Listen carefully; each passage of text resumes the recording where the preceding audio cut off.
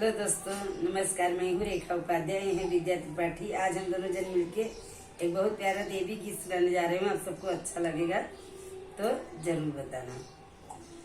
असिया को समैया झंडवा गड़ावैयो की थर तरना कहाँ पे नागरी कलोगवा की थर तरना असिया को सडिया झंडवा गड़ावैयो की थर तरना कहाँ पे नागरी कलोगवा की तर थरना कहाँ पे नागरी कलोगवा की तर थरना असिया को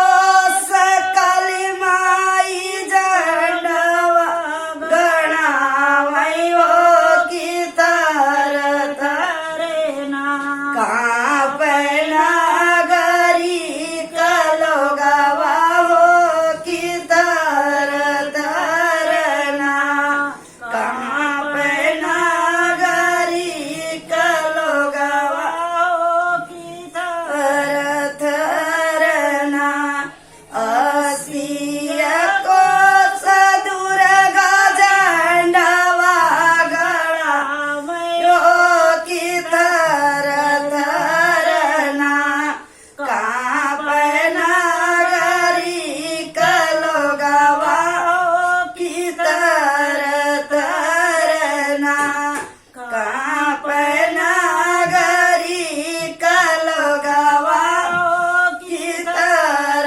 थरना असिया